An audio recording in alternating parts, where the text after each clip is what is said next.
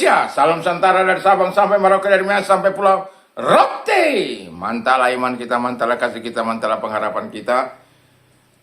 Tentunya dalam Yesus Kristus menjadi Tuhan dan Juru Selamat kita dan Juru Selamat dunia. Jangan katakan bahwa Yesus itu bukan Juru Selamat, bahwa Yesus itu bukan Tuhan. Dia adalah Juru Selamat, dia adalah Tuhan. Kalau engkau percaya, engkau akan diselamatkan. Kalau tidak percaya, engkau akan dihukum. Yohanes 3 ayat 36. Karena Yesus sudah berkata dalam Yohanes 14 ayat 6, akulah jalan dan kebenaran dan hidup. Tiada seorang sampai kepada Allah kalau tidak melalui aku. Petrus dalam Kisah Rasul 4 ayat 2 berkata, dan keselamatan tidak ada dalam siapapun juga selain di dalam Dia, Yesus Kristus, karena di bawah kolong langit tidak ada nama lain yang diberikan kepada manusia yang olehnya kita diselamatkan. Dan Rasul Paulus mengatakan dalam Kisah Rasul 16 ayat yang ke-31, percayalah kepada Tuhan Yesus Kristus, maka engkau akan diselamatkan, engkau dan seisi roh. Mantap! Puji nama Tuhan, semoga kekuatan Tuhan, kekuatan firman, kekuatan Roh Kudus, kekuatan doa akan terus menyertai kita di pagi hari ini. Sebelum kita mendengarkan firman Allah, mari kita berdoa. Terima kasih Tuhan, berkati Bapak Ibu kami, saudara-saudara kami, rekan-rekan kami semuanya, sehingga Tuhan kami semua tetap mendapatkan kekuatan baru daripada Tuhan dan untuk melakukan apa yang Kau kehendaki dalam Kristus Yesus. Dalam nama Haleluya. Amin. Puji nama Tuhan, saya akan membacakan Ibrani 10 ayat 25. Janganlah kita menjauhkan diri dari pertemuan-pertemuan ibadah kita seperti dibiasakan oleh beberapa orang. Tetapi marilah kita saling menasihati dan semakin giat melakukannya menjelang hari Tuhan yang mendekat. Puji nama Tuhan. Tema kita adalah kuat karena bersama dan bahaya hidup sendiri. Kuat karena bersama, bahaya karena hidup sendiri. Bahaya hidup sendiri. Nah, kalau ilustrasi saya gambarkan seperti sebiji batang lidi atau yang seperti ini, ya, akan mudah dipatahkan. Ya, saya pakai jari satu pun bisa dipatahkan ini. Tetapi kalau lidi itu banyak, itu akan sangat sulit dipatahkan. Atau dengan kata lain, kalau kita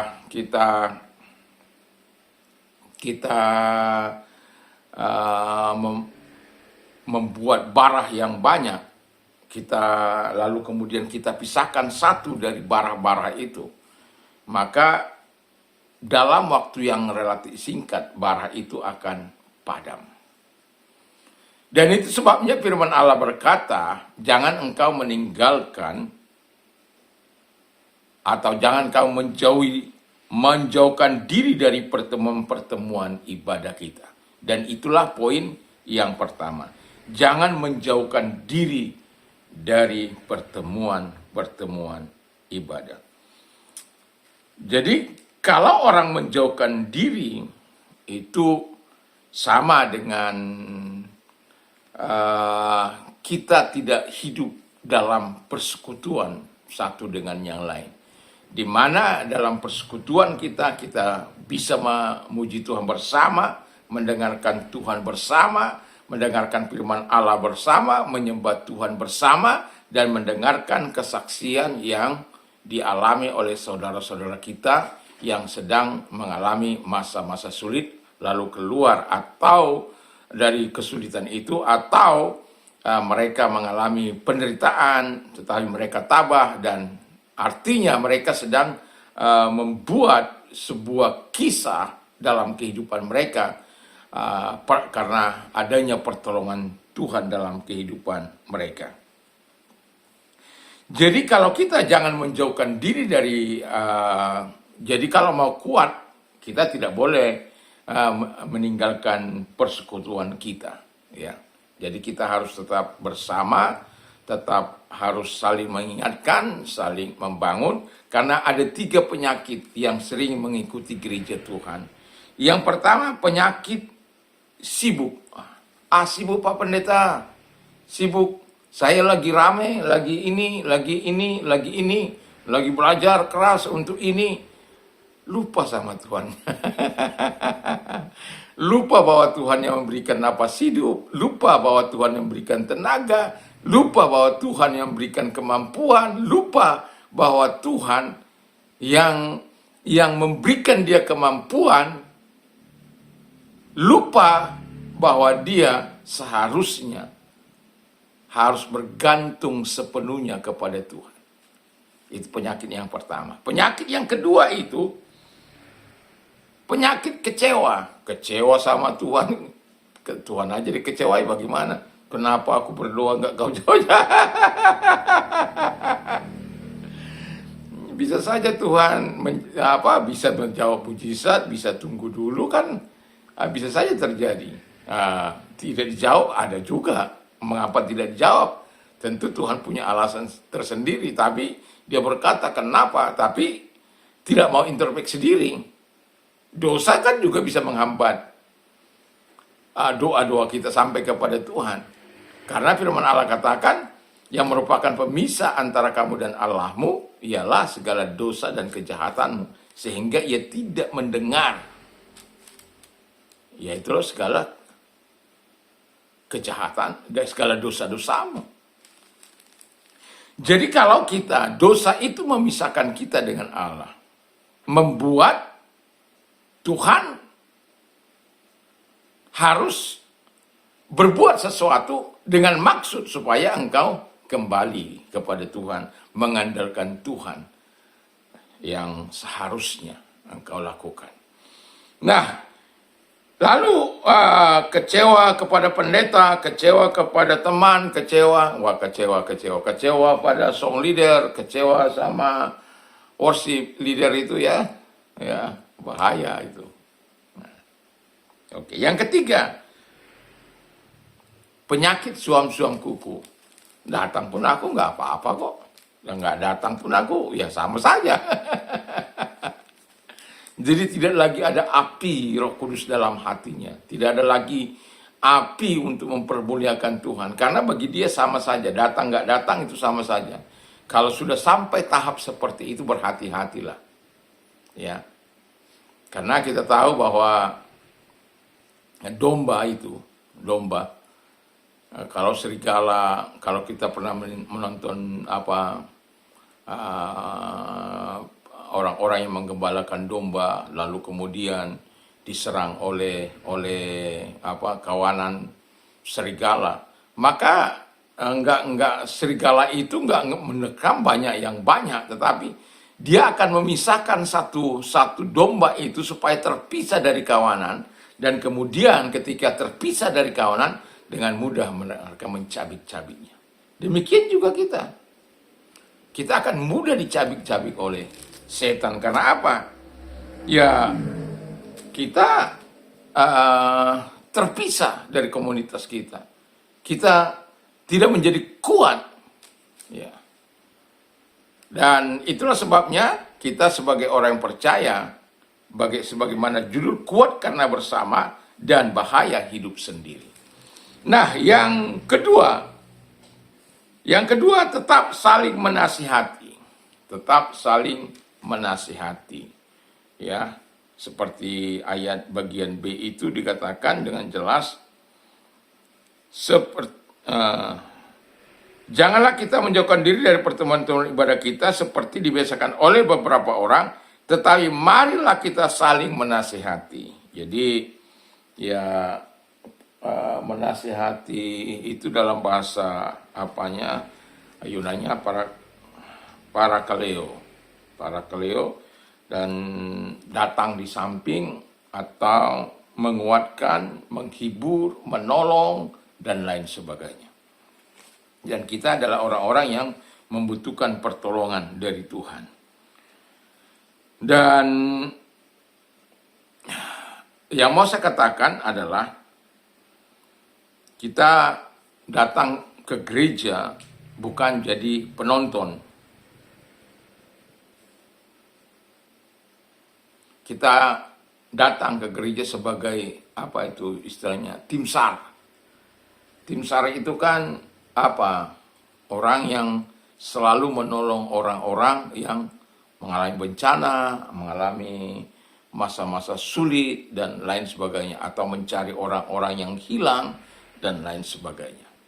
Nah, seharusnya kita mengingat bahwa tim SAR itu seperti itu, maka gereja juga akan berupaya untuk bisa seperti itu. Kenapa? Karena dikatakan oleh Alkitab bahwa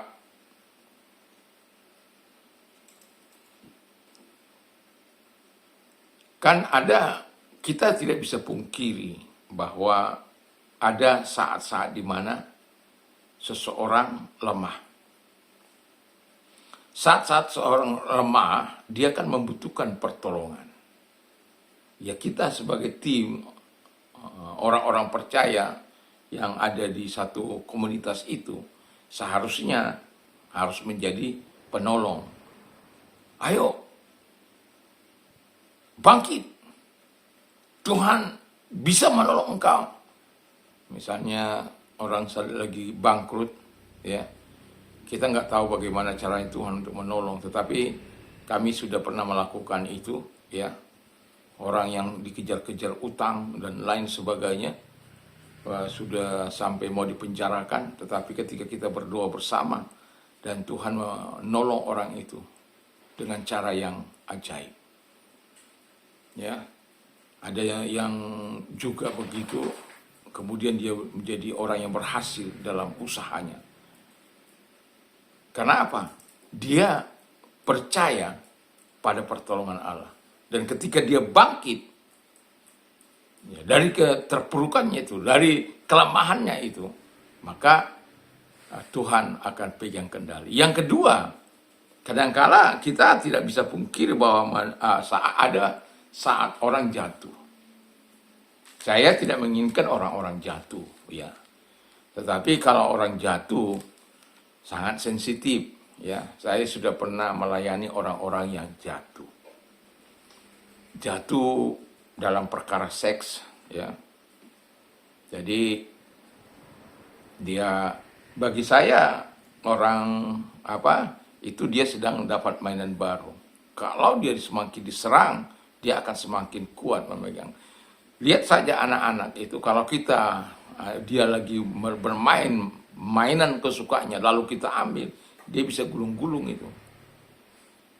Kalau kita minta, itu bisa dia pertahankan dengan bagaimanapun caranya. Ya, demikian kalau orang yang lagi jatuh.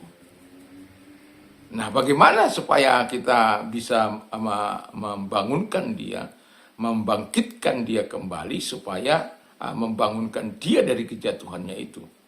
Saya pernah melakukan orang yang jatuhnya sungguh sangat dalam. Saya datang ke gubuknya, saya cerita tentang kasih Tuhan, dan tidak usah malu mengakuinya di hadapan Tuhan. Keadaan memang tidak sedang berpihak kepada dia.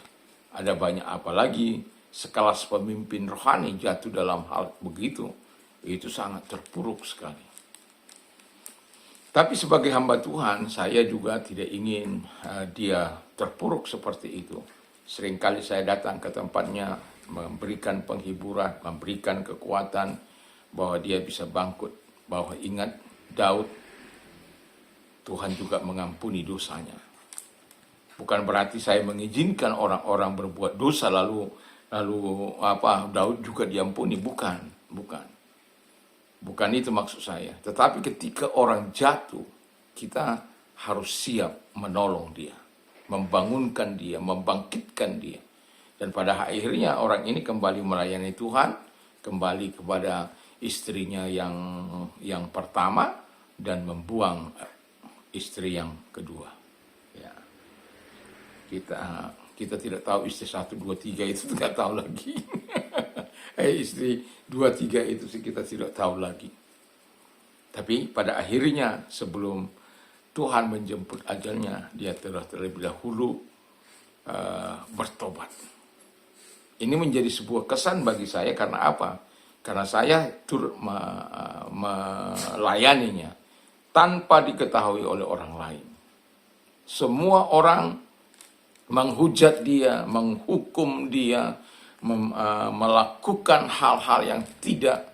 Tapi saya katakan pada dia, Tuhan tidak melihat dosa-dosamu. Tuhan melihat engkau sekarang ini, engkau sedang terpuruk. Tapi apabila engkau datang mengakui segala dosamu, mengakui segala kelemahanmu, mengakui pelanggaranmu terhadap firman Allah, maka Tuhan siap mengampuni engkau. Tuhan siap memulihkan engkau. Dan pada akhirnya, setelah beberapa waktu, dia akhirnya berbalik kepada Tuhan dan dia diberikan kesempatan kembali untuk melayani. Walaupun ya hanya di tingkat komsel. Artinya mau saya katakan adalah bahwa orang yang jatuh memang tidak sehebat di waktu dia sebelum jatuh, ya. Tapi tetap dia telah kembali kepada Tuhan, dia kembali kepada jalan yang benar. Lalu yang ketiga adalah istilahnya ada orang yang sombong, ya. Kita harus ingatkan orang-orang yang sombong.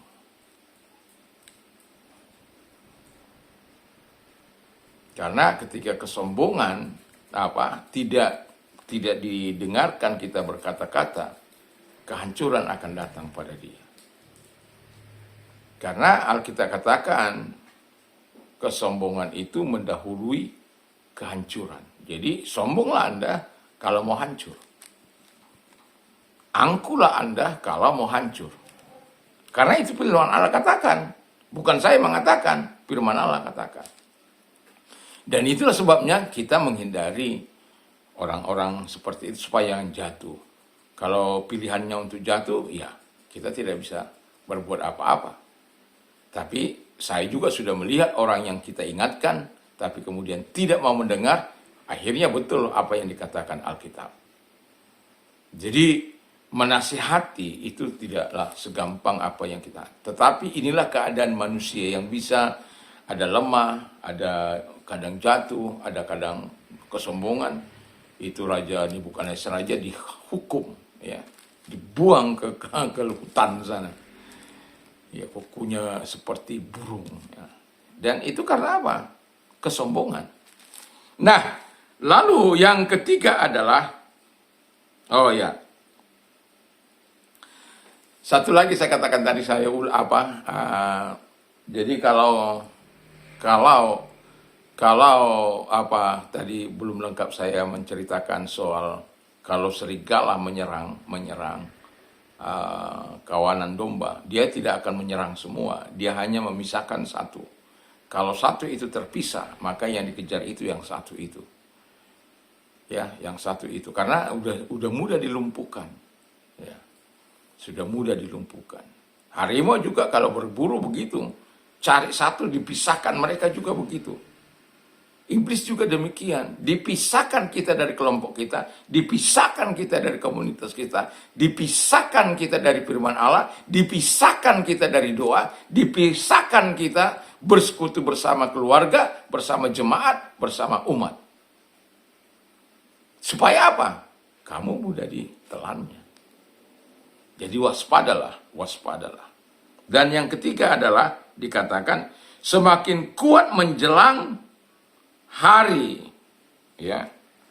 Saya coba bacakan. Jadi semakin giat melakukan menjelang hari Tuhan yang mendekat. Jadi kita ada hal yang sangat kita lakukan. Ya, gereja itu seperti posko bencana, ya. Tempat kita siapkan diri dan sesat.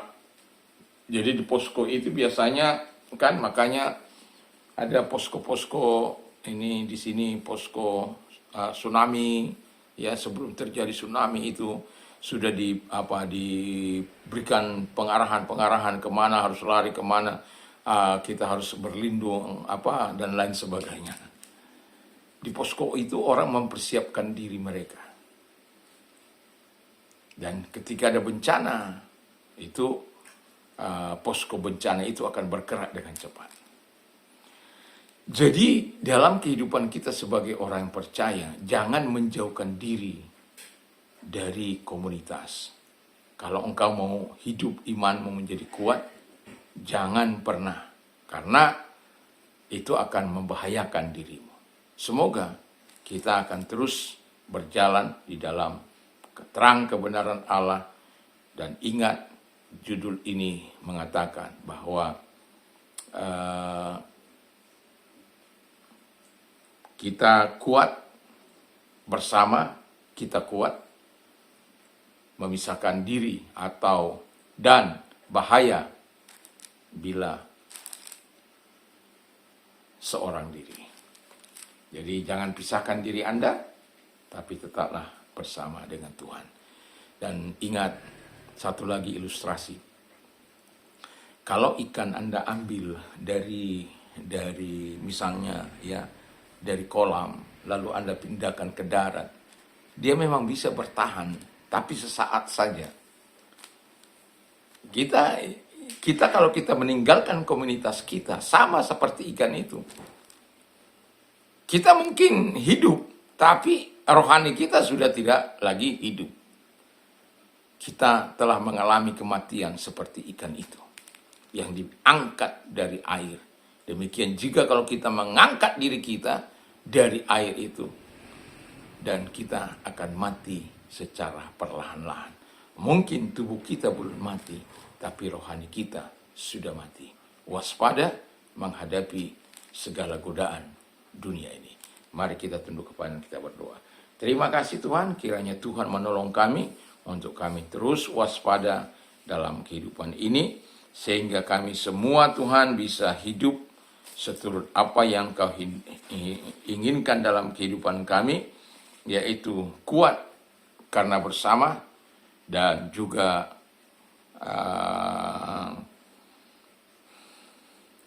dan menghindari diri dari hidup sendiri. Terima kasih, dan kalau engkau sedang sakit, apapun sakit penyakitmu, arahkan tanganmu kepada Tuhan. Dalam nama Yesus, segala sakit penyakit yang mereka derita, aku perintahkan dalam nama Yesus, keluar, dan oleh bilur Yesus engkau sembuh. Dan oleh kuasanya engkau sembuh, oleh bilur-bilur Tuhan engkau sembuh. Terima kasih. Kalau engkau sedang mengalami masalah, datang pada Tuhan. Arahkan tangan kepada Tuhan, lihat tangan-tangan yang diarahkan kepadamu, engkau adalah penolong kami yang sesungguhnya. Mari datang kepada mereka, legahkan mereka, kuatkan mereka dalam menghadapi situasi mereka, dan pertolongan datang kepada mereka. Dalam nama Yesus, haleluya. Amin. Selamat pagi, selamat beraktivitas, tentu bersama dengan Tuhan. Mantap, mantap, mantap.